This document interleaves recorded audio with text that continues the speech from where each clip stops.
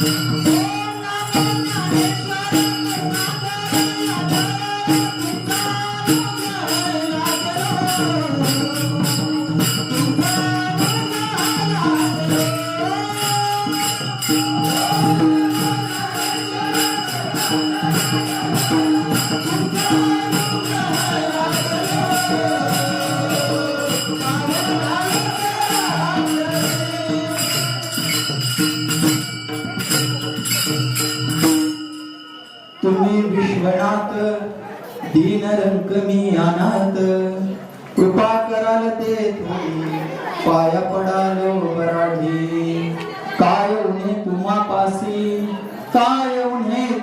पासी मी तो अल्पची संतोषी तुका म्हणे देवा प्रेम भातुके पाठवा कृपा कराल ते थोडी पाया पडालो वराढी विठाला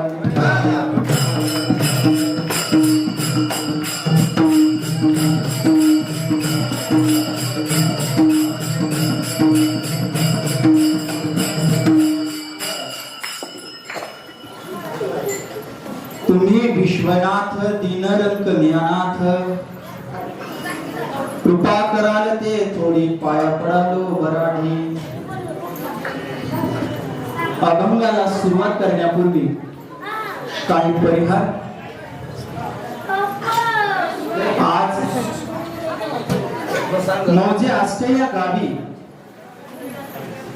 श्री महादेव स्वयंभू महादेव यात्रेनिमित्त या ज्या सप्ताहाचं आयोजन केलेलं आहे या सप्ताहाच्या आयोजनासाठी जे काय सर्व गावकऱ्यांनी अखंड हरिनाम प्लस संपूर्ण महादेव यात्रा म्हणजे महादेव यात्रा आणि अखंड हरिनाम सप्ताह हा एकच भाग असं गृहीत धरून या जे सप्ताहाचं आयोजन केलेलं आहे सुंदर अशा या सप्ताहाचं आयोजन केलेलं आहे त्या सप्ताहात आजची ही दुसरी कीर्तन सेवा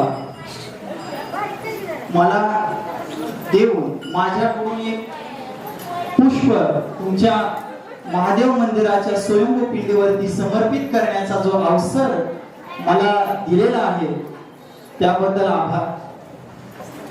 तत्पूर्वी हा जो सप्ताह आहे या ज्या कीर्तन सेवा आहे या जे सांप्रदायिक कार्यक्रम आहेत हा सांप्रदायिक कार्यक्रम उजळून निघण्यासाठी जे काय वादक असतील जे काय टाळकरी असतील व समस्त गावातील संपूर्ण भाविक मंडळी यांना प्रत्येकाला तरी वंदन करू शकत नाही त्यामुळे मस्त करे पायावर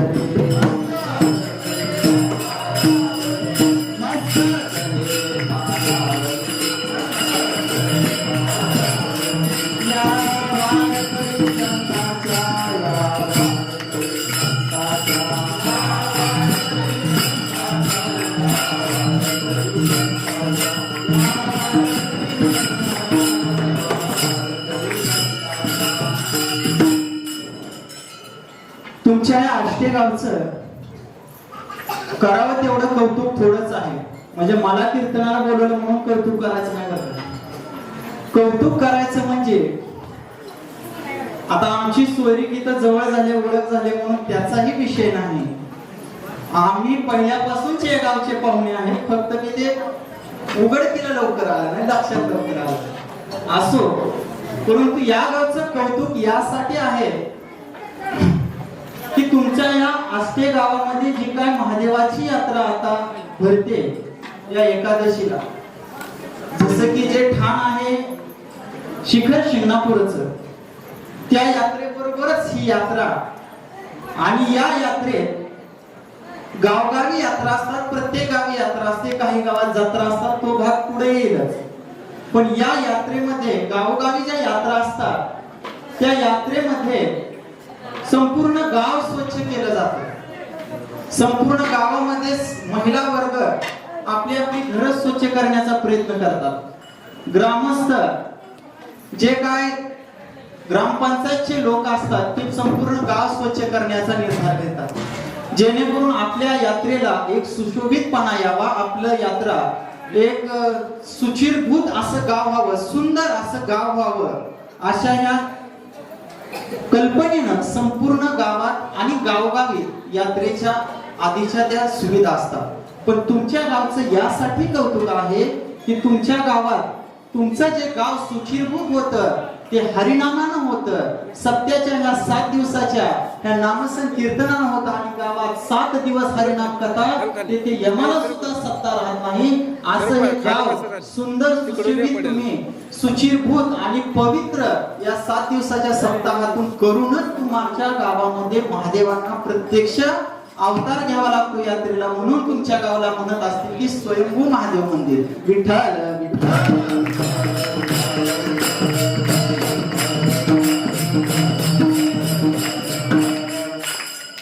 आजचा जो अभंग निवडलेला आहे, तुम्ही विश्वनाथ दीन रंकमी अनाथ, हा अभंग जगद्गुरु तुकोबारायांचं देहू गावचे सुप्रसिद्ध वैराग्य मूर्तिमंत असं उदाहरण म्हणजेच देहूचे सुप्रसिद्ध साधू जगद्गुरु जगदवंदनीय तुकाराम महाराज यांच्या गाथ्यातील हा 4 चरणाचा अभंग आपल्याला वाटतो.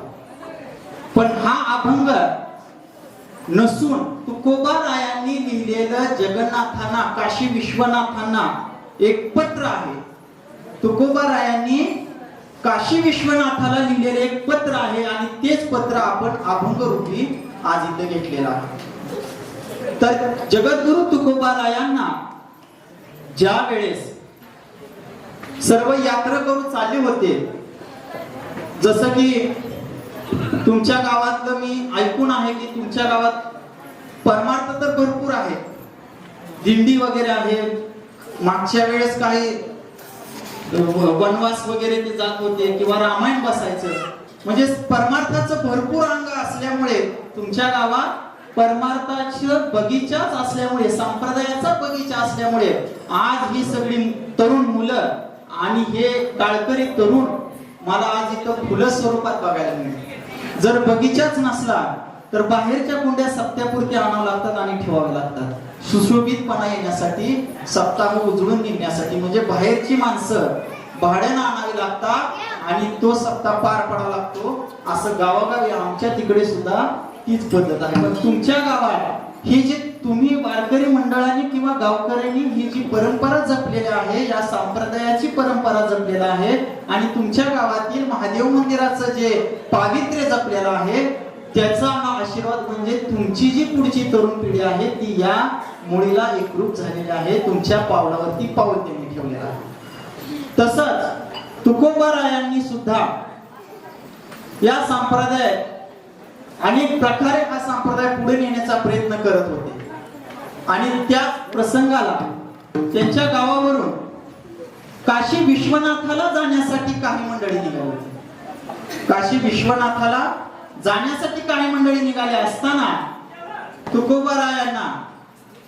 तुकोबारायांना आमंत्रण देऊ लागले की चला तुकोबाराय आमच्या बरोबर काशी विश्वनाथाला. त्यावेळेस जगद्गुरु तुकोबाराय म्हणतात आणिक दुसरे मज नाही आता, आणिक दुसरे मज नाही आता, आणिक दुसरे मज नाही आता, आणिक दुसरे मज नाही आता, आणिक दुसरे मज नाही आता, आणिक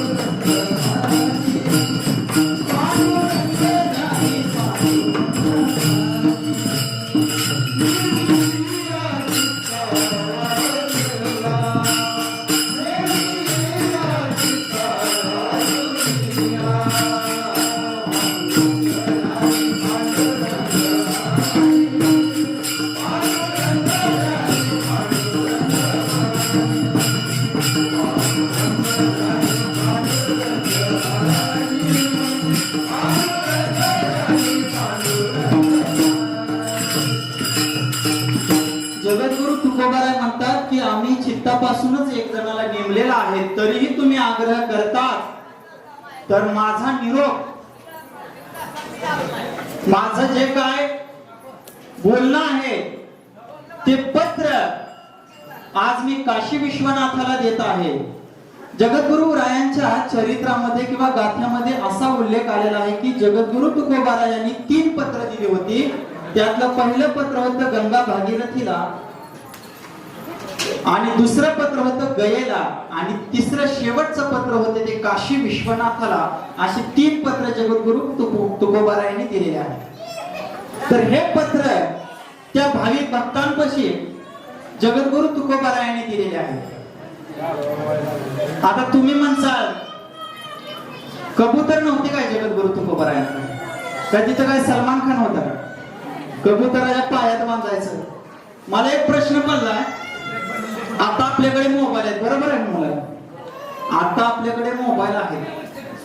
मग आता आपल्याकडे मोबाईल आहे आपला, जर ज्यावेळेस आपण फोन लावतो एखाद्याला, मिस कॉल किंवा एखाद्याला फोन लावतो, आपल्याला मेसेज त्यांना पोहोचवायचा आहे, आपल्याला त्यांना बोलायचं आहे, अशा वेळेस जर आपण त्यांना फोन लावतो तर जसा फोन रॉंग नंबर लागतो किंवा दुसरीकडेच लागतो, आपल्याला काय वेळेस शाबासकीही मिळते, काय वेळेस आपला सत्कारही होतो, चुकून दुसरीकडे नंबर आला. तसं कबूतर त्या काळात दुसऱ्याच घरी जात नसेल का?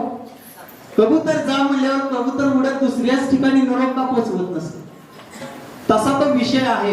पण जगद्गुरु तुकोबारायांनी हे पत्र कुणाजवळ पाठवावं हे सुद्धा तिथं सांगितलेलं आहे की जे आपल्यातले आहेत, जे आपल्या जवळचे आहेत, ते आपल्या संप्रदायातले आहेत, अशा वारकऱ्यांजवळ, अशा भक्तांजवळ जगद्गुरु तुकोबारायांनी हे पत्र त्यावेळेस पाठवलेलं आहे. तुम्ही विश्वनाथ दीन रंकमी अनाथ. बघा, जगद्गुरु तुकोबाराय, सर्वांना प्रश्न पडला असेल की जगद्गुरु तुकोबारायांनी महादेवांना पत्र, विश्वनाथ म्हणजे कोण? महादेव, विश्वाचा नाथ, काशी विश्वनाथ, महादेवांनाच का पत्र पाठवलं असेल? किंवा जगद्गुरु तुकोबारायांनी त्या महादेवांवरती श्रद्धा का ठेवली असेल? कारण की आपल्याला या अभंगातून काय म्हणतात की पांडुरंग ध्यानी पांडुरंग म्हणी, जागृती स्वप्नी पांडुरंग. आणि नंतर जगद्गुरु तुकोबाराय त्या महादेवाकडे करेच का आले असते? तर त्या पद्धतीनं किंवा जसं त्या पत्राच्या नुसार, जसं आपल्याला पत्र शिकवलं आहे शाळेमध्ये, पत्र कसं लिहायचं काय, तसं तुकोबारायांचा हा अभंग आहे. पहिल्यांदा मायना, तुम्ही विश्वनाथ दीन रंकमी अनाथ. नंतर मजकूर, कृपा करायला ते थोडे महोदय माननीय असं अभंग, कृपा करायला ते थोडी पाया पडेलो बराडे, काय होऊन आणखी आपण काय म्हणतो खाली की कृपया करून माझं हे काम लवकरात लवकर करण्याची कृपा करा. म्हणून आणखी म्हणतात काय उणे तू मापाशी, मी तो अल्पची संतोष. आणि शेवटी आपण लिहितो कळावे आपला विश्वास. तसं जगद्गुरु तुकोबाराय म्हणतात तुका म्हणे देवा प्रेम वाहतुकी पाठवा किंवा काही वाहतुकी पाठवा. विठ्ठल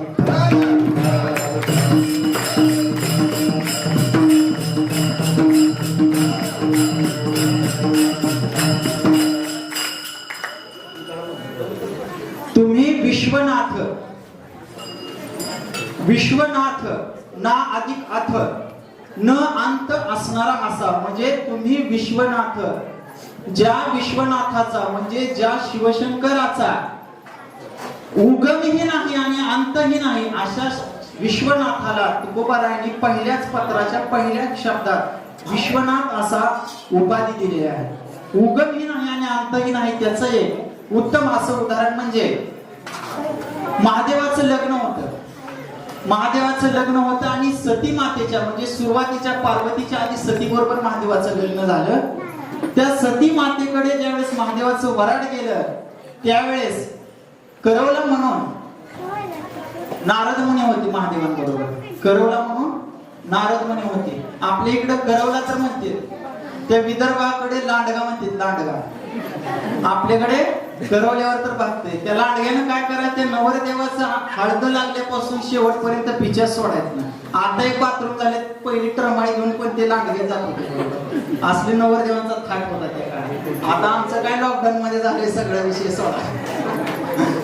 पण ते करवले महादेव, करवले नारद मुनी होते आणि महादेव स्वतः नवरदेव असल्यामुळे तिथं कसा विषय होता की ज्यावेळेस आपला लग्नाचा विधी चालू होत असतो, लग्नाचा विधी चालू असताना त्या काळात त्या ब्राह्मणाने, आताच्या ब्राह्मणाचं किंवा आताच्या लग्नवाल्यांचा आपण काय बोलत नाही, पण त्यावेळेस त्यांनी सांगितलं की तुमच्या 3 पिढीचा इथं उल्लेख करावा लागतो.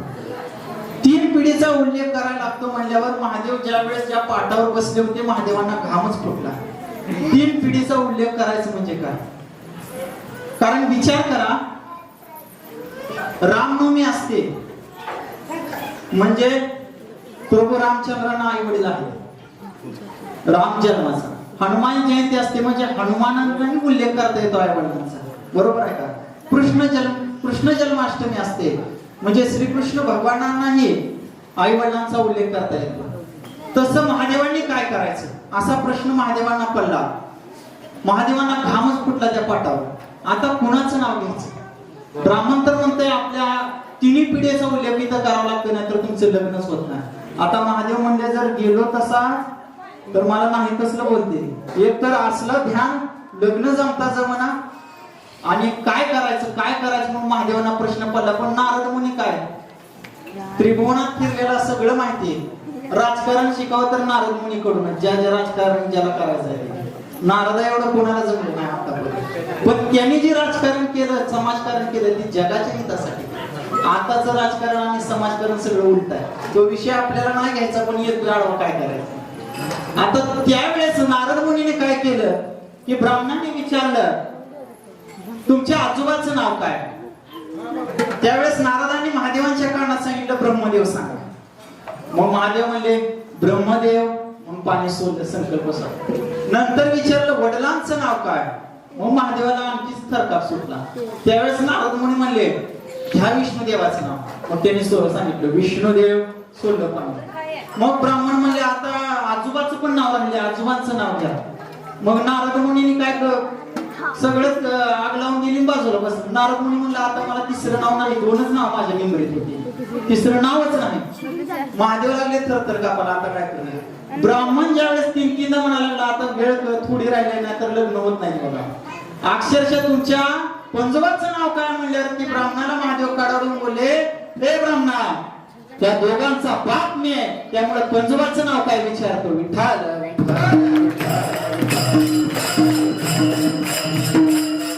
कारण महादेवापासूनच निर्मिती झालेली आहे, त्यामुळे महादेवांना तो उल्लेख तिथं करावा लागला.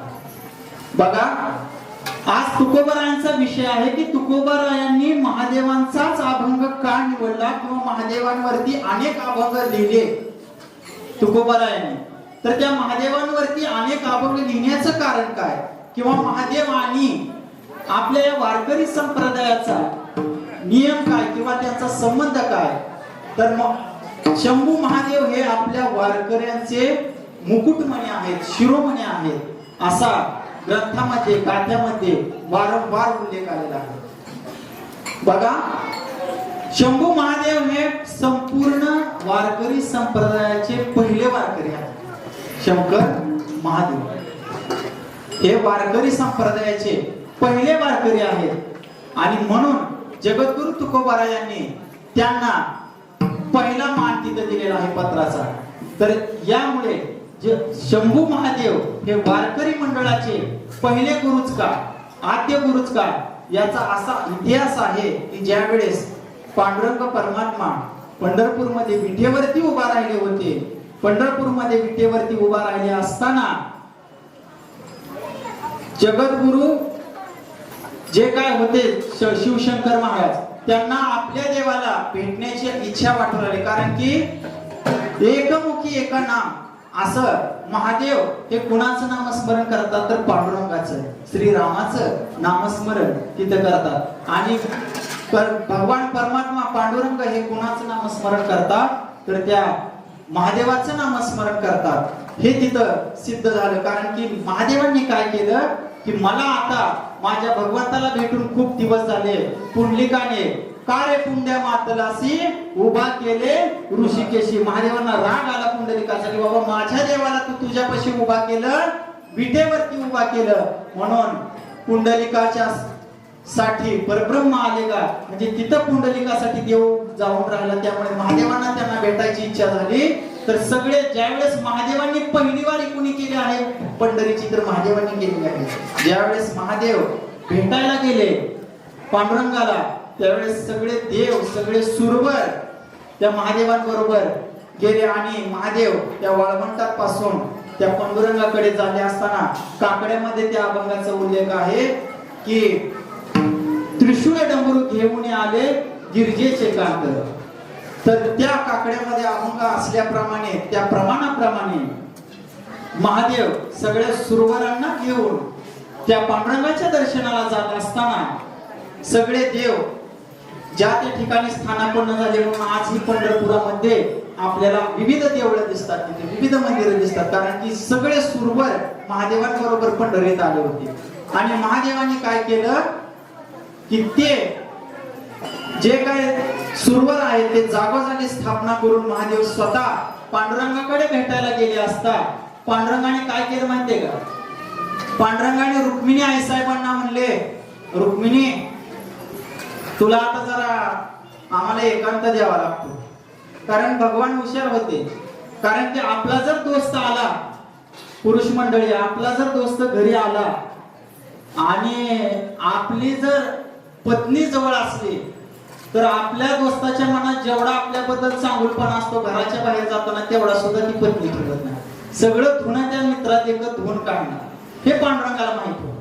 म्हणून पांडुरंगाने रुक्मिणी आई साहेबाला थोडं अंतराने उभा केलं आणि महादेवांची भेट चालू झाली असताना महादेवांना घैवरून आले की देवा तुम्ही इतक्या दिवस इथं राहिलात, आणखी किती दिवस पुढे राहताल हे कुणालाच कळणार नाही, तर काही करून मला माझ्यामध्ये तुम्ही अंतर ठेवू नका। त्यावेळेस पांडुरंगाला हे खूप वाईट वाटलं, कारण की जेवढी भक्ती महादेवांची भगवंतावरती होती तेवढीच भक्ती पांडुरंगाची ही त्या महादेवांवरती होती।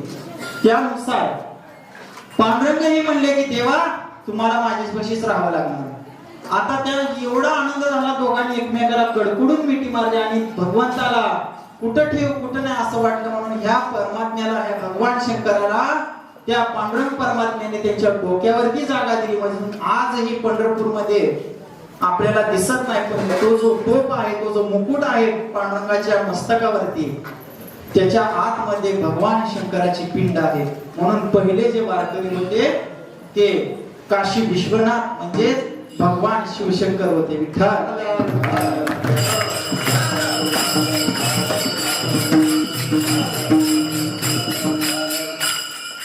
त्याचा असाही दृष्टांत त्याचा असाही एक दृष्टांत की भगवान शिवशंकरापासूनच आपल्या वारकरी संप्रदायाची सुरुवात ही झाली आणि आपलं वारकरी ज्ञान, आपला वारकरी ग्रंथ, आपल्या वारकरी गाथा या सुद्धा भगवान शिवशंकरापासूनच चालू झाले. त्याचा प्रमाण असं की आदिनाथ गुरु सकळ सिद्धांत, आदिनाथ गुरु सकळ सिद्धांत,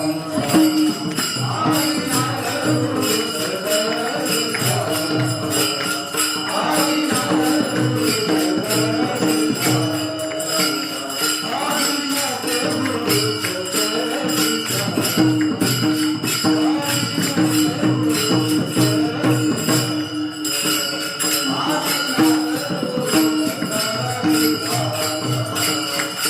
आदिनाथ गुरु सकळ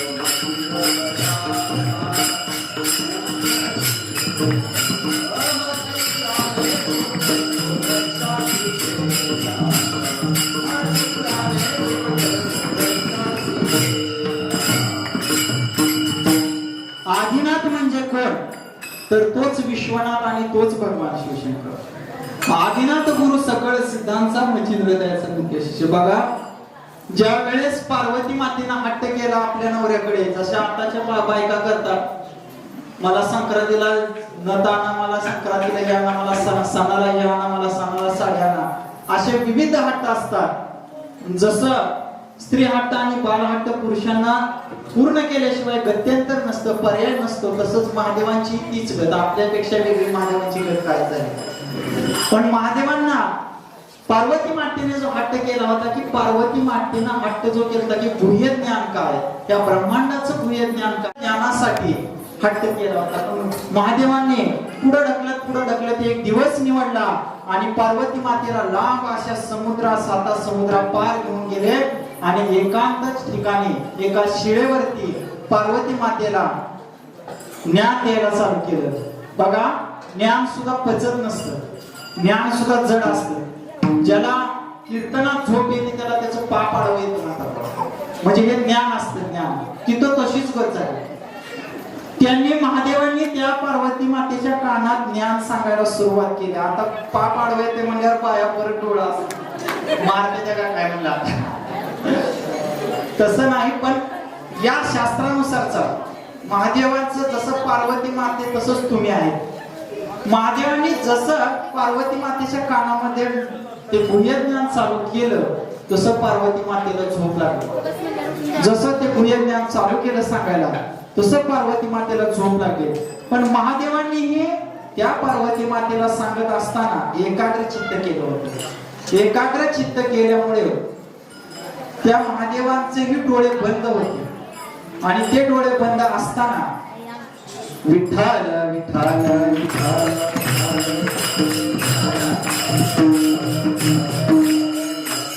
ज्या वेळेस पार्वती मातेच्या कानात महादेव गुह्य ज्ञान सांगत होते त्यावेळेस पार्वती मातेनेही डोळे बंद केले होते आणि गुह्य ज्ञान सांगत असताना महादेवांचेही डोळे बंद होते. आणि ज्या वेळेस महादेवांनी डोळे उघडल्यानंतर बघतात तर पार्वती माता झोपी गेलेली होती. तर महादेवांना आश्चर्य वाटले की मी तर ज्ञान सांगतोय तिला आणि पार्वतीने तर झोपलेली आहे, डोळे झाकलेले आहे, मग हुंकार कोण देते. लक्षात घ्या, पार्वती माता तर झोपली आहे, मी तर ज्ञान सांगितलेलं आहे, मग हुंकार कोणी दिला असं बघताच महादेवाने काय केलं, ध्यान अवस्थेत गेले. ध्यान अवस्थेत गेल्यानंतर त्यांना दिसले की एका माशाच्या पोटात भगवान विष्णूने प्रवेश केला आहे. माशाच्या पोटामध्ये भगवान विष्णूने प्रवेश करून ते ज्ञान ऐकलेलं आहे आणि तिथून तो भगवान विष्णू हुंकार देतोय. का हुंकार देतोय तर पुढचं ज्ञान ऐकण्यासाठी. अहो ज्या भगवान विष्णूने राक्षसांना अमृत मिळू नये म्हणून स्वतः मोहिनीचा अवतार घेतला आणि तिथं नर्तन करून सर्वांनी अमृत प्राशन केलं, त्यांना या माशाच्या पोटात राहून ज्ञान ऐकायला किंवा ज्ञान आत्मसात करायला काहीच अडचण नाही. मग महादेवांना थोडासा रागही आला आणि थोडस चेष्टाही करायला वाटली महादेव विष्णुदेवाची. महादेव म्हणले, देवा आता त्या गोकुळात तुमचं पोट भरलं नाही का की इथं पण चोरीचा धंदा लावलाय तुम्ही म्हणजे. मग विष्णुदेव म्हणले, अहो तसं नाही देवा, तुमचं ज्ञान सांगितलेलं फुकट जाऊ नये, माझ्या भगवंताचं ज्ञान सांगितलेलं फुकट जाऊ नये व्यर्थ, म्हणून माशाच्या उदरामध्ये मी प्रवेश केला आणि त्या उदरातून मी ऐकलं. बघा, माशाच्या उदरातून मी ऐकलं. मग माशाच्या उदरातून ऐकलं ते ज्ञान विष्णुदेवाला पूर्ण मिळालं, परंतु त्यांनी त्यातून परत अवतार घेतला मच्छिंद्रनाथाचा. पण त्या माशाला खूप यातना भोगाव्या लागल्या, त्या माशाला खूप यातना भोगाव्या लागल्या आणि तो मच्छिंद्रनाथाचा अवतार झाला. त्याला सांभाळलं, त्या मच्छिंद्रनाथाला पालन पोषण केलं. पण हा मासा कित्येक युग भटकतच होता की मला कुणी माझा वापर करून घेतला किंवा कुणी मला हा त्रास दिला किंवा कुणी मला या सगळ्या खेळामध्ये सम्मिलित केलं, त्यांना मला बघायचं आहे. आणि असं बघायचं आहे दोन्ही एकाच ठिकाणी सापडले पाहिजे. मासा फिरला फिरला युगानुयुगे फिरला. बघा, मासा युगानुयुगे फिरला, शेवटी माशाला बघा तो देव सापडला कुठे? मकर कुंडली तळपती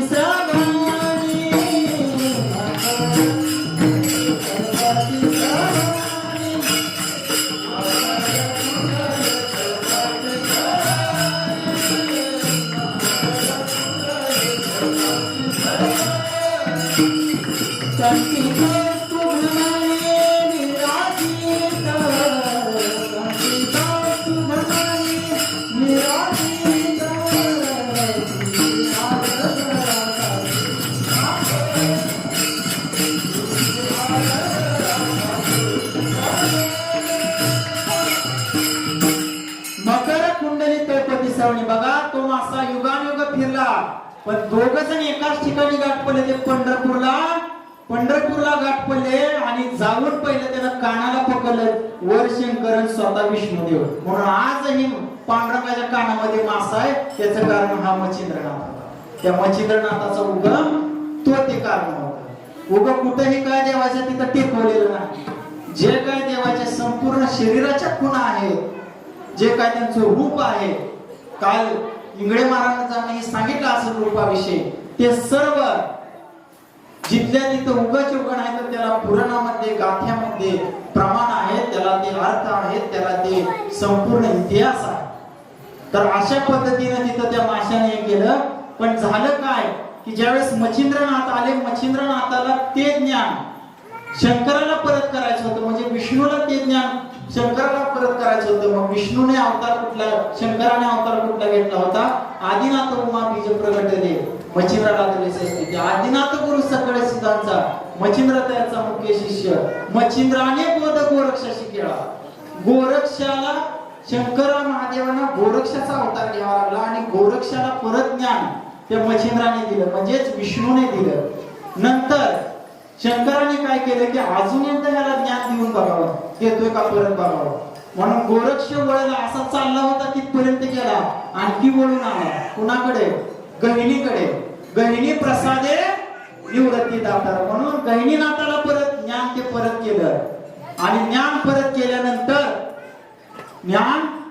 केल्यानंतर गहिनीनाथाने काय केलं की ज्या वेळेस ज्ञानेदेव निवृत्तीनाथ सोपान काका मुक्ताई यांच्या अवतारात हे सर्व प्रगट झाले, त्यावेळेस गहिनीनाथाने निवृत्तीनाथाला स्वतःच वाहक झाले, स्वतःच सगळ्यांना भटकवलं आणि निवृत्तीनाथाला गुफेत वळलं. आणि निवृत्तीनाथ म्हणजे दुसरे तिसरे कोण नसून आता नाशिकला त्र्यंबकेश्वरला हे आहेच तिथं, ते म्हणजे निवृत्तीनाथ शिवशंकराचाच अवतार. म्हणून विष्णूने पुन्हा एकदा काय केलं ते विष्णूला ते ज्ञान, गुह्य ज्ञान देऊन टाकलं, त्या शंकराला गुह्य ज्ञान देऊन टाकलं. म्हणून निवृत्ती ओळला निवृत्ती दातार गहिनी प्रसादे निवृत्ती दातार आणि नंतर ज्ञानदेव सार चोजविले. ज्ञानदेव सार चोजविले. मग ज्ञानदेव सार चोजविले म्हणजे काय केलं तर निवृत्तीनाथाने नंतर ज्ञानदेवांना म्हणजेच कुणाला तर प्रत्यक्ष विष्णूलाच शंकराने अजून एकदा ते ज्ञान सोपवलं. मग ज्ञानदेवाने काय केले हो प्रगट भूय बोले विश्व ब्रह्माचे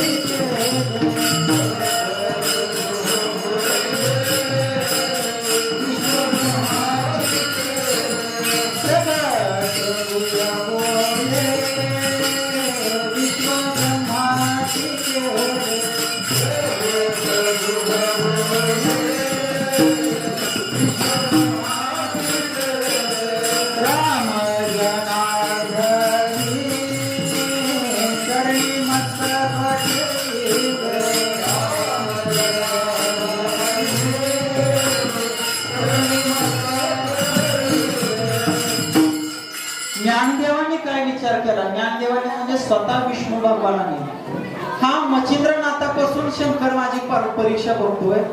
आधी मला देतोय, परत माघारी घेतोय, परत दुसऱ्या अवतारात देतोय, परत माघारी घेतोय. मला ह्याचा फळच कळला.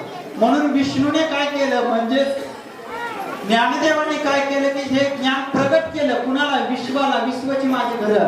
मग बघा साधा सरळ मतीत अर्थ आहे की आजच्या युगात जेवढे जेवढे कोणी वारकरी आहेत, महिला असो पुरुष असो, जेवढे जेवढे वारकरी आहेत तेवढे सगळे वारकरी म्हणजे भगवान शिवशंकरच आहेत. कारण की ज्यांना ज्यांना विष्णूने ज्ञान दिलेलं आहे आणि ज्यांनी ज्यांनी ते स्वीकारलेलं आहे ते जे काय स्वीकारलेले आहेत ते सगळे भगवान शंकरच आहेत. कारण की ते ज्ञान घेण्याची आणि स्वीकारण्याची किंवा देण्याची ताकद फक्त हरिहरामध्येच आहे. म्हणून हरिहरा भेद नका करू असं प्रत्येक वेळेस सांगितलंय. सांगायचं मतितार्थ की हा हरिहर भेद स्वतः करू नका म्हणून तुकोबारायांनी इतर संतांनी सांगितला. आणि तुकोबारायांनीच हा विश्वनाथ सुद्धा पांडुरंग आहे असं मान्य करून पहिल्या चरणामध्ये ते सांगितलेलं आहे की तुम्ही विश्वनाथ. अभंगाच्या पहिले तुम्ही विश्वनाथ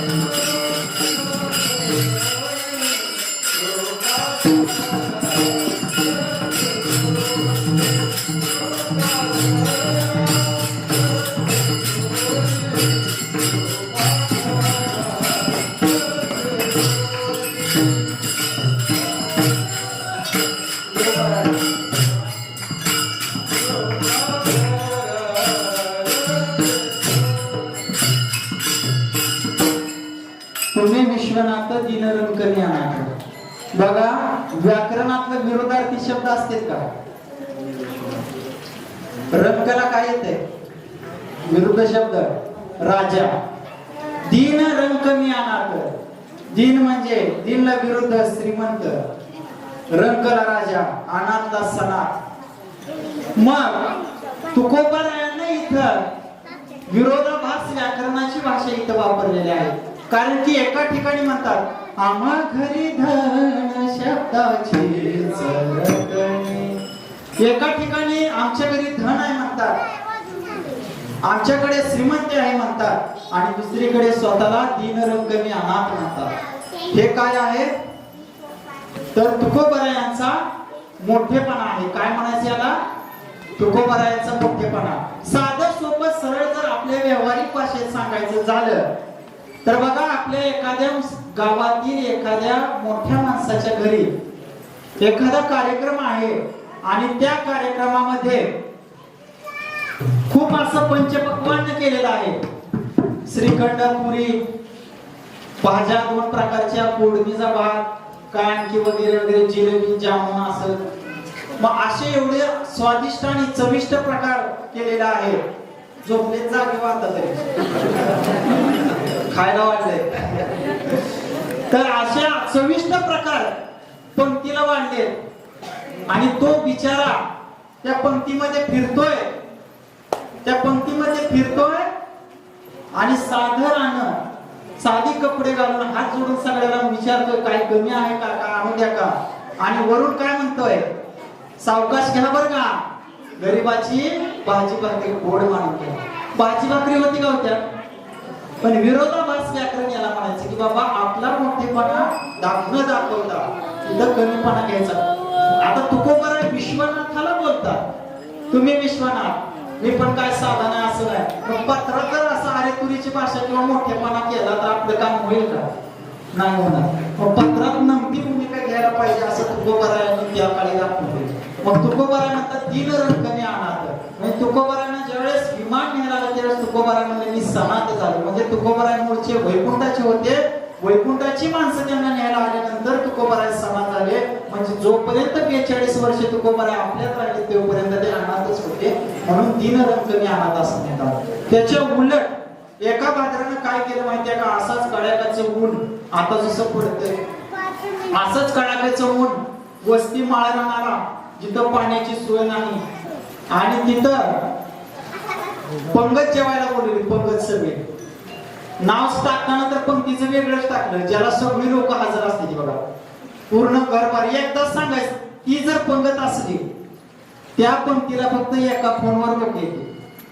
आता कुठली ती ओळखा, त्या पंक्तीला एका फोनवर लोक परत तुम्हालाच ती फोन करतील की किती वाजता यायचं आहे, काय कसं नियोजन आहे, काय न्यायचं आहे का गावात वस्तू एखादी. अशी ती पंगत असते. आणि तसली पंगत माळरानावर ठेवली आणि सांगताना सगळ्या सांगते धुवून लोक काय काय बाहेरगावी तालुक्याला जायचं कॅन्सल केलं मित्राची पंगत आहे. आणि त्या भाकऱ्यानं काय केलं माहितीये का, भर कुणाचं कडाक्याचं पाणी जार नाही काय नाही तिथलंच पाणी कुठलं तर, आणि ते मी हांड्यात भरून ठेवले स्टीलच्या, बसायला झाड नाही, हांड्या झाडाखाली गाड्या लावले. आणि पंक्तीला काय घेतलंय तर मिरच्याचा ठ्याचा नुसता, त्यात कूट नाही ना तेल नाही. आणि भाकरी ज्वारीच्या भाकरी वाढल्या, त्या मिरच्याचा ठ्याचा, आणि सगळी पंगतदार तर आवडीनं बसले. आणि आवडीनं बसले ती आधीच सकाळपासून काय खाल्लं नाही, एकानं तर रात्रीपासूनच कमी जेवण, दुसऱ्या दिवशी आपलं होतं. खोटं सांगत नाही, 72 तास जिरत नाही, 72 तास कसं पोटात घेऊन येते ती काय म्हणते. तर त्यावेळेस ज्यावेळेस ते पंक्तीचे ताटवाली ज्यावेळेस ती ठेचा ती जेव्हा आलाय, खायच्या आधीच लाल झाली काय काय बघूनच, आता काय वाढलंय म्हणजे त्यांना वाटलं असं सुरुवात तशी. आला की मालक परत हातात हिऱ्याच्या आमट्या फिरत्या आणि अजून फिरतोय. काय लागलं तर मग विचारून घ्या, 1 नंबर फर्स्ट क्लास बेत केला. त्यात एक होता लाल डोक्याचा.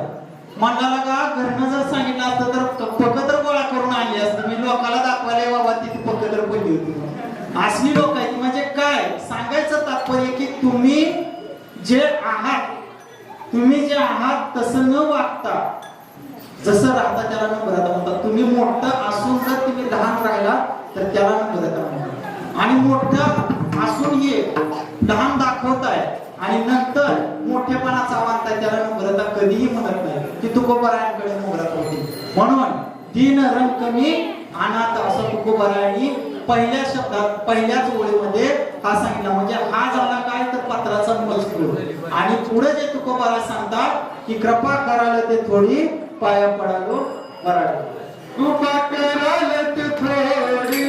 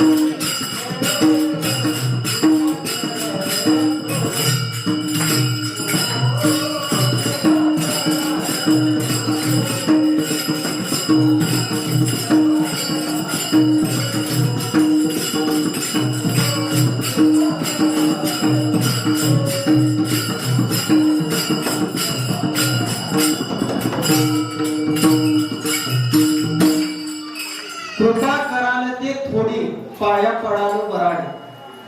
म्हणजे तुम्ही कृपा जी कराल ती थोडीच आहे. म्हणजे तुमच्याकडे एवढं सामर्थ्य आहे की बाबा काय तुम्ही कृपा करू शकणार नाही. तुम्ही काय कृपा करू शकणार नाही. आज हे जग जे तरलं आहे ते महादेवांबरोबरच तरलेलं आहे, महादेवांनी तारलेलं आहे. बघा भगवान शिवशंकराने जर विष हलाहल म्हणजे त्या समुद्र मंथनातून जर विष प्राशन जर केलं नसतं तर हे सृष्टी हे जीवन राहिलं नसतं. म्हणून महादेवांचा कंठ निळा आहे. आजकालच्या पेंटरला काय नाही ते पूर्ण महादेव निळा करतात. पण विषय कसा आहे की महादेव हे कर्पूर गौरम आहेत. कर्पूर गौरम करुणावतारम संसार सारम भुजगेंद्रहारम सदा वसन्नम हृदयारविंदे भवं भवानी सहितं नमामि. म्हणजे महादेव हे कर्पूर गौराचे आहेत. कारण की विष्णूने अमृत प्राशन केलं म्हणून महादेव पांढरे झाले, कर्पूर गौर झाले. आणि शंकराने विष प्राशन केले म्हणून विष्णू निळे झाले. म्हणजे त्याचा काय आहे की दोघांमध्ये आत्मा एकच आहे, एकामध्ये एक बसलेले आहे. आणि तुम्ही कृपा काय करणार नाही तर त्या पारद्याला सुद्धा महाशिवरात्र घडवली आणि तुम्ही काय केलं, त्याला कैलासात जागा दिली, त्याला विमान पाठवलं. आता जर आपण भक्ती करायला लागलो तर काय जण म्हणते बघा हिला विमानच न्यायला यायचं काय की सारखी जणी भजनाला काम सुरू, त्याला विमानच येतं काय. असं भक्ती करणाऱ्याला सुद्धा मार्गात अडथळे आहेत, भरपूर अडथळे आहेत. पण तिथं कसं आहे की आपली भक्ती जेवढी जाज्वल्य असेल, आपली भक्ती जेवढी ठाम असेल तसं नाव ठेवणाऱ्याला तो भगवंत व्यवस्थित मार्गावर आणतो. उद्या ते नाव ठेवणारेच आपल्या बरोबर येतात. आपण असं नाही म्हणायचं की नाव ठेवणारा पुढे दिसूच नाही असं बी आपण म्हणायचं. पण नाव ठेवणारा सुद्धा आपल्या बरोबर उद्या यावा अशी आपण भगवंताकडे अपेक्षा करायची. कृपा करायला ते थोडे पाया पडालो बराड. बराड या शब्दाचा अर्थ असहाय्य, असामान्य. मी असामान्य आहे. बघा तो बरा आहे, स्वतःला किती किती स्वतःला उपमा देऊन घेतात, म्हणजे तुकोबरायांचा इथे मोठेपणा किती आहे असा या मायन्यामध्ये सांगितलेलं आहे. आणि तेच दुसऱ्या पुढच्या कडव्यामध्ये पुढच्या त्या मजकुरामध्ये तुकोबराय म्हणतात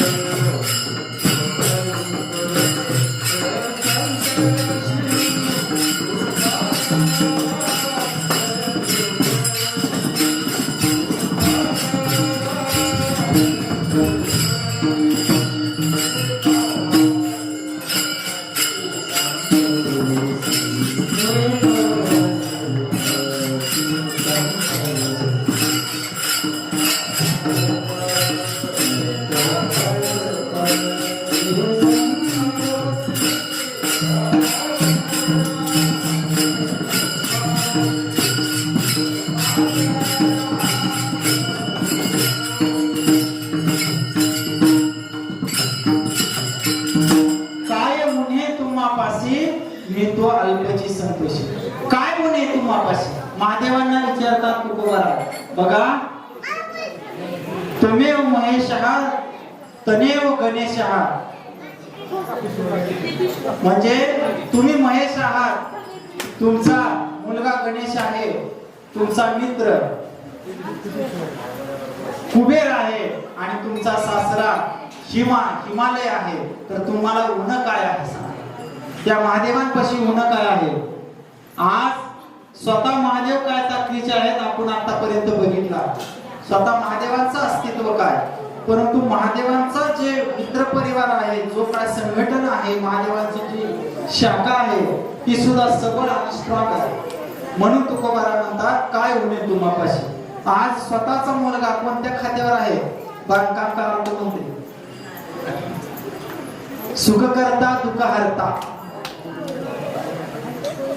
ज्यांच्याकडे ही खाता आहे, जर त्याने एवढं काम केलं तर आपल्यात अवघड काय अवघड काय अवघड, तरी सुद्धा आपण चुकतो बघा. कुठल्याही गोष्टीत फोनवर विचार करा. गणपतीच्या आरतीची फॅशन पण आहे. आरती कशी म्हणतात ह्याच्यावर सुद्धा विषय लक्ष द्या. सुख करता दुःख हरता वार्ता विघ्नाची. काय अर्थ होतो? सुख करणारा, दुःख हरणारा आणि वार्ता विघ्नाची. म्हणजे सारखी वार्ता विघ्नाची असा अर्थ झाला त्याचा. आपण आरती म्हणतो तसं. त्यातल्या त्यात कॅसेट वाल्याने तर पुढे अजूनच त्याला रंगरूप दिले.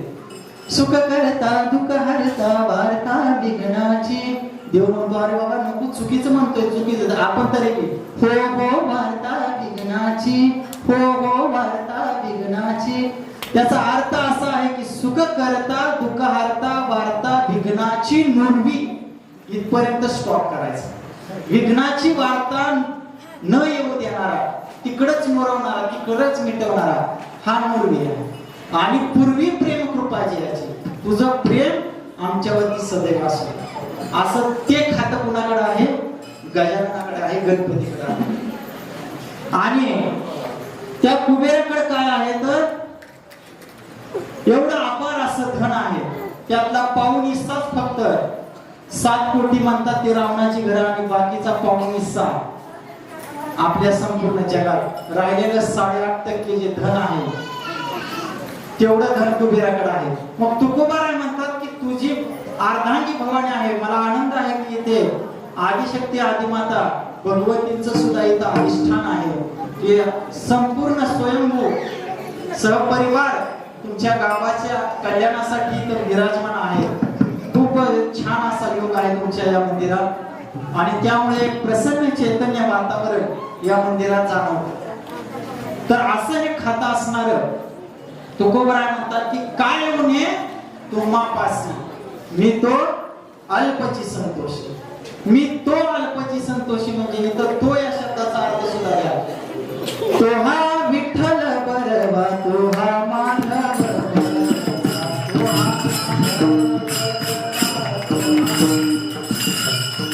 तो हा विठ्ठल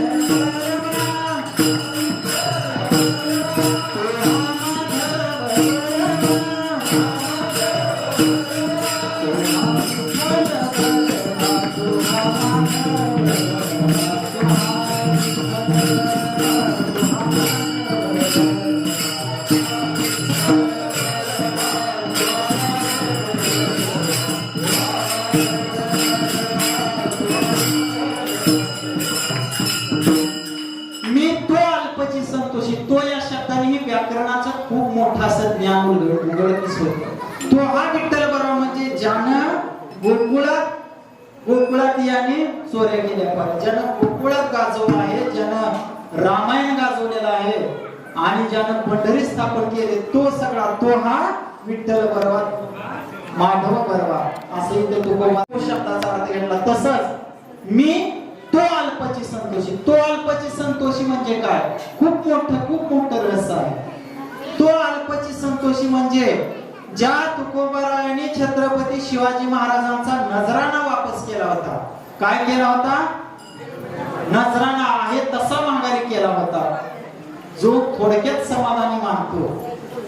ज्या तुकोबारायांनी मोठमोठे आमिष जुगारून दिले होते, ज्या तुकोबारायांनी आपल्या वडिलांचं जे काय व्याजाचा जे काय सावकारकीचा धंदा होता त्याच्या 25 बैलगाड्या खातवाया घाण खतवाया इंद्रायणीत कामोबा सावकारांनी तुकोबा महाराजांनी बुडवल्या होत्या.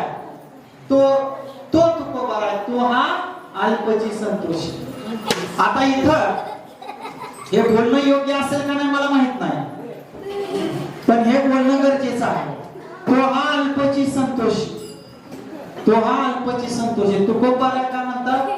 मी कसा आहे? अल्पसंतोष आहे. कसा अल्पसंतोषी की जसं शिवबारायांनी सुद्धा नजराणा फेटाळला होता, शिवबारायांचा सुद्धा मला म्हणजे आहे यात संतोष आहे, आहे यात आनंद आहे, त्यामुळे तुमच्यापाशी काय होणे नाही, मीही कमी ह्याच्यात संतोषी आहे. तर आज तुकोबाराय काय म्हणतात की मी संतोष आहे, अल्पची संतोषी आहे. विचार करा, आज त्या संप्रदायाला बघण्याची किंवा या संप्रदायामध्ये आपण सेवा करण्याची जी वृत्ती आहे ती बदललेली आहे.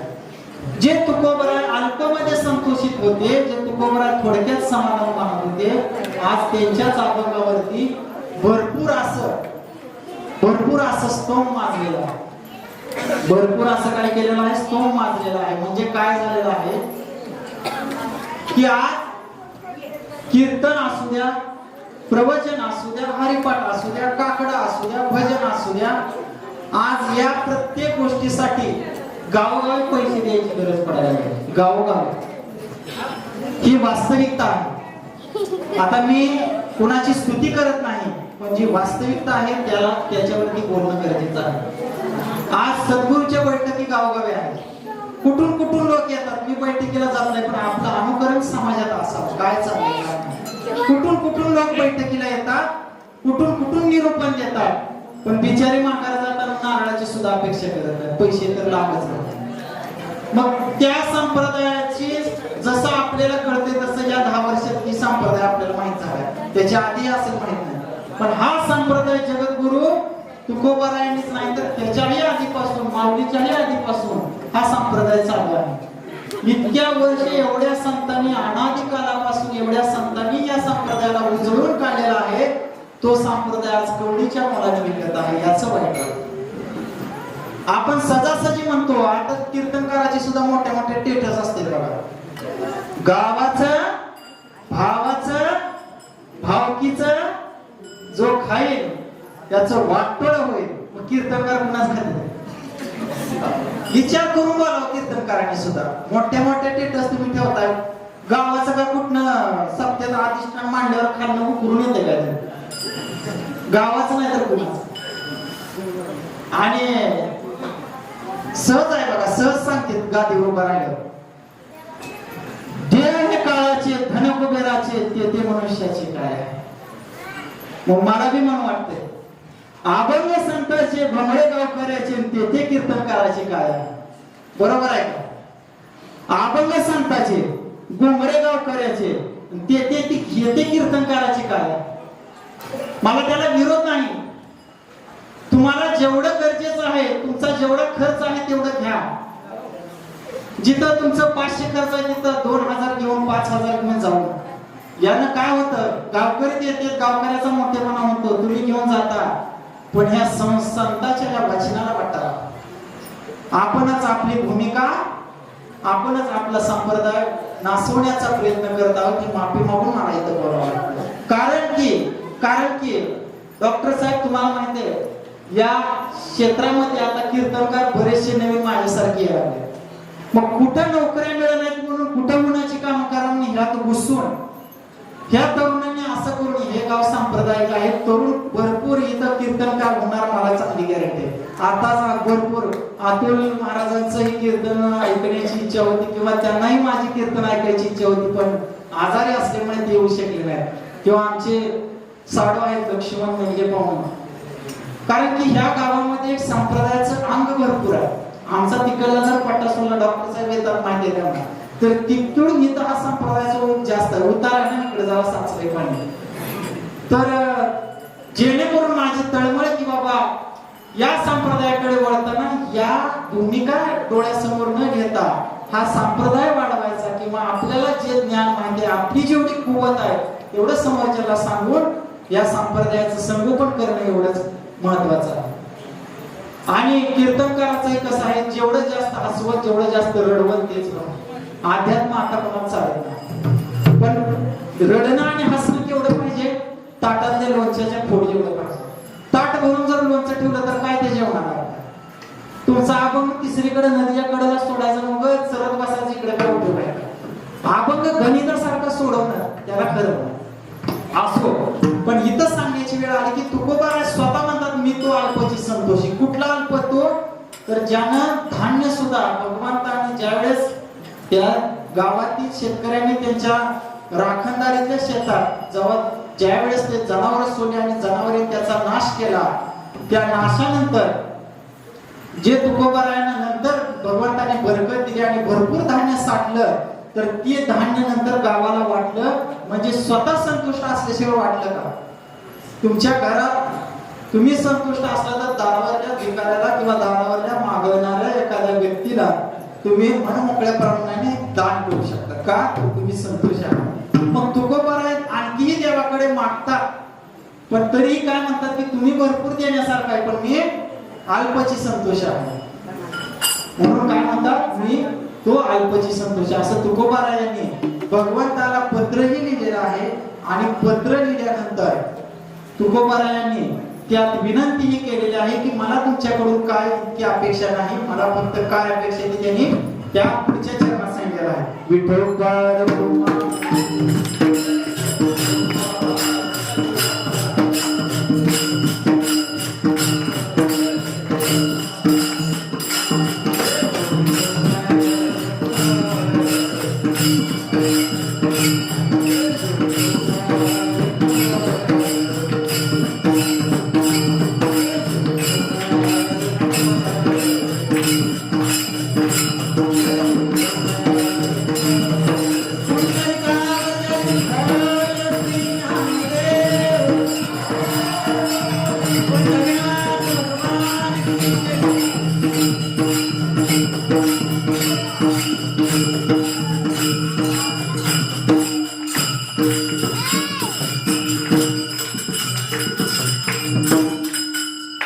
ज्या जगद्गुरु तुकोबारायांनी तुम्हासारख्या सर्वसामान्यांनी पुढील आयुष्यात भरकटून किंवा पुढील जीवन जगताना आम्हाला आनंद आहे की हे तरुण मुलं इथं आहेत, कारण की त्यांचा हा पाया भरण्याचा काळ आहे, त्यांना हे मार्गदर्शनाचा काळ आहे.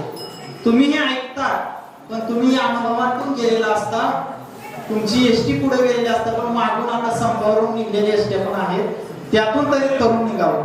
पण यांचाही काळ आणखी शिल्लक आहे. तर यासाठी हे खूप अमृत महोत्सव, तुमच्या गावकऱ्यांचं नियोजन खूप सुंदर आहे या सप्ताहाचं.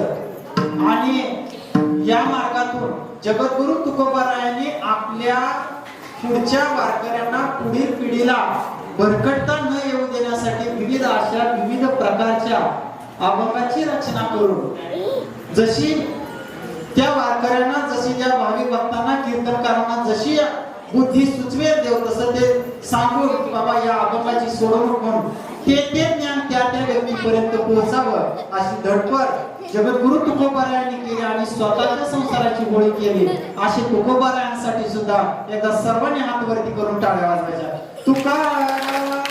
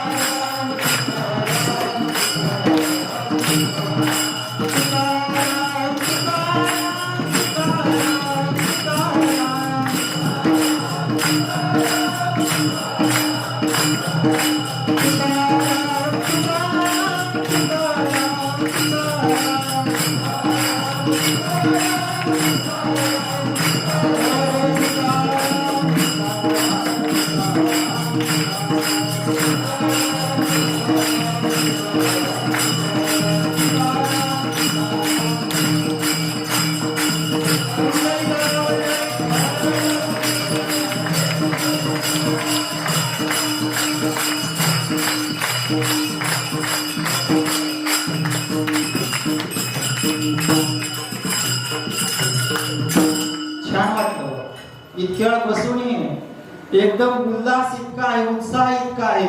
नाहीतर काय काय गावात आलबाया मालबाया मालबाया काय म्हणते ती त्यांचे कशाला मिळायचं. आणि एवढं गळते ती की आता त्या तसा पोल असतो बघा जमिनीत, खाली खाली आरतोय का तसं जमिनीत आरते ती का काय एवढं गळते. पण इतकं छान वाटलं, म्हणजे प्रसन्न वाटलं. म्हणजे कसं आहे की महिला तर अक्षरशः 4-5 मालिका ओळीने बघून बसल्यासारख्या टवटवीत दिसायला छान येत. तर तुकोबारायांनी एवढं सगळं विनवणी देवाला केली, एवढं सगळं तुकोबारायांनी देवापुढे मागणं, पण नेमकं कशासाठी केलं, काय मागणं मागितलं आहे की तुका म्हणे देवा प्रेम भातुके पाठवा, म्हणजे काही भातुके पाठवा. म्हणजे तुकोबारा काय म्हणतात की तुमचा फक्त कृपा आशीर्वाद. बघा आपण एखाद्याला पत्र पाठवले, लेकीनं आईला पत्र पाठवलं किंवा फोन केलाय, लेख काय मागेल सांगता येत नाही. मी म्हणतो लेकीनं काहीच न मागू द्या, पण जोवर आई आहे, लक्षात घ्या, जोवर आई आहे, जोवर वडील आहे, तोवर लेकीची पिशवी माहेरातून कधीच रिकामी जात नाही, एवढं निश्चित आहे. या लेकीनं न काय मागता. तसं तुकोबारायांनी सुद्धा काहीच न मागू द्या, पण तरी सुद्धा तुकोबाराय कशाला काय मागता की प्रेम वाहतुके पाठवा. स्वतःसाठी मागितले का तुकोबारायांनी? स्वतःसाठी मागितलेलं नाही, का तरी तुम्हासाठी केलेला, तुमच्या आमच्यासाठी हे प्रेम वाहतुके. म्हणजे हे जे सर्व जगाची रचना केलेली आहे देवा, आणि ह्या जगाच्या रचनेत जेवढं काही तू उलाढाली केलेले आहेत, जेवढं काय तू प्रत्येकाच्या मनात हे षडविकार, हे राग, लोभ, क्रोध, मोह, मत्सर, हे जे अनन्यभावे प्रत्येकाच्या मनात शिरलेला आहे, तर त्याचा समतोल राखण्यासाठी जो प्रेम भाव आहे, विठ्ठल आवडी प्रेम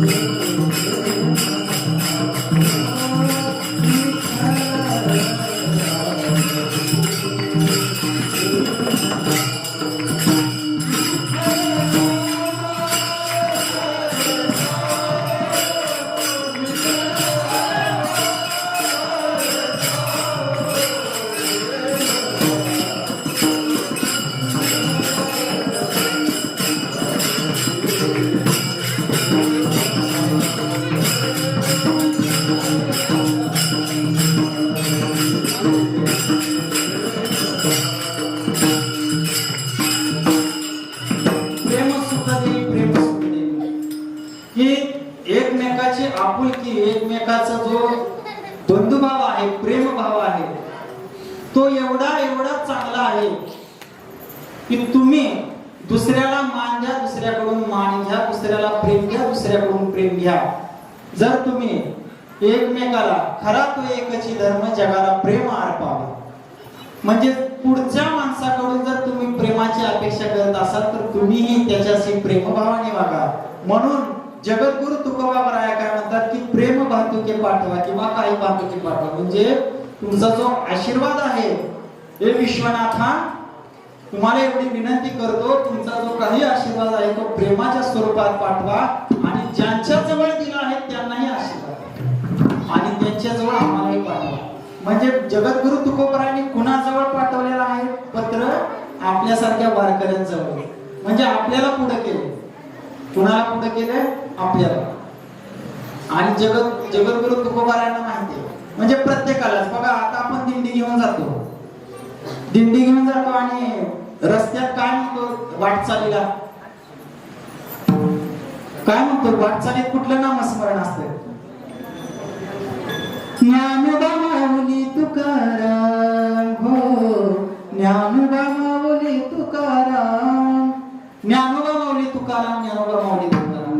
मग आमच्यातही आता हे 1-2 वर्षात दिंडीचं चालू आहे, दिंडी चालली आमच्या ही गावात. तसंच एक जण गावातलं म्हणलं, अरे इथून तिथून गावाच्या पासून तिथपर्यंत जायचं, दुसऱ्या देवाचं काहीच कसं नाही. ज्ञानोबा माऊली तुकाराम, ज्ञानोबा माऊली तुकाराम. काय नेमकं कारण काय? नेमकं काय कारण? तर विचार करा, आपल्या गोठ्यातली जर गाय उधळली तर ती सापडत नाही. काय करावं लागतं त्यावेळेस? जर ती गाय उधळली, तिचं जर वासरू जर असेल तर ती जर वासरू आपण त्या दावणीला बांधलं, त्या दावणीपाशी नेलं, गाय गावात कुठल्याही कोपऱ्यात असू द्या, वासरू हंबरडा पडले, गाय त्या दावणीला येत. तसं हे ज्ञानोबा माऊली तुकाराम हे जे संत आहेत त्या भगवंताची कोण आहेत? वासर आहेत, वासर. मग ती वासराचं जर आपण नाव केलं तर गाय आपल्यापाशी येणार नाही. म्हणून ज्ञानोबा माऊली तुकाराम. म्हणून तुकोबाराय काय म्हणतात की तुकोबारायाला स्वतः पत्र घेऊन जाता येत नव्हतं का? किंवा स्वतः तिथं बसून देवाला विनवणी करता येत नव्हतं का? तुकोबारायांनी ह्या वारकऱ्यांपाशीच का पत्र पाठवलं, ह्या भाविक भक्तांपाशीच का? का तर काही भातुके पाठवा, म्हणजे त्यांच्या जवळ तुम्ही प्रेम पाठवा, त्यांनाही द्या आणि आम्हाला द्या. म्हणजे अशा ह्या वासरांना तुकोबारायांनी समोर केला आहे त्या काळात. म्हणून जगद्गुरु तुकोबाराय काय म्हणतात की तुका म्हणे देवा प्रेम भातुके पाठवा. तर अशा पद्धतीनं या संपूर्ण अभंगामध्ये जे पत्ररूप अभंग होता, या पत्रामध्ये जगद्गुरु तुकोबारायांनी विश्वनाथाला स्मरून तो अभंग रचला पत्र स्वरूप.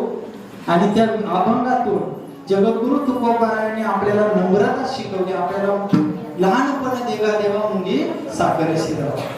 मग जी काय नम्रता असावी लागते, कशी नम्रता प्राप्त झाल्यानंतर आपल्याला कोणत्याही गोष्टीचं कमतरता भासणार नाही, हे या अभंगातून आपल्याला जगद्गुरु तुकोबारायांनी शिकवलं. आणि या अभंगातून आपल्याला व्यावहारिक जीवनामध्ये नम्रतापूर्वक प्रेमभावाने कसं राहायचं आणि प्रेम कसं प्राप्त करायचं याची शिकवण देऊन वारकरी संप्रदायाचा मुख्य उद्देश काय, वारकरी संप्रदाय म्हणजे काय आणि वारकरी संप्रदायाचा आद्य देव काय याची माहिती आपल्याला या अभंगातून मिळालेली आहे. आणि हा अभंग स्वयंभू श्री महादेव मंदिरामध्ये आपल्याला जगद्गुरु तुकोबाराय यांच्या आशीर्वादाने याचं चिंतन करता आलं. आणि या अभंगाचं चिंतन करत असताना काही अपशब्द केले असतील तर येथेच सोडून मला क्षमा करून जे काय आहे चांगलं ते स्वतःच्या शिकवणीत बांधून घ्या.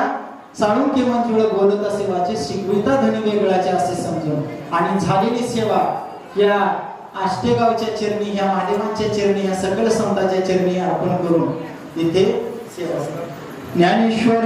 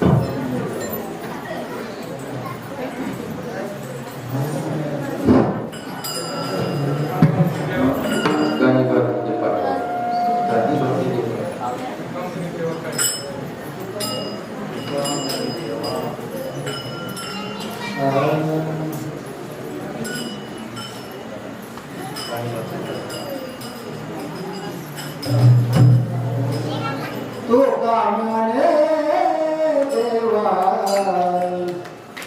तो कामाने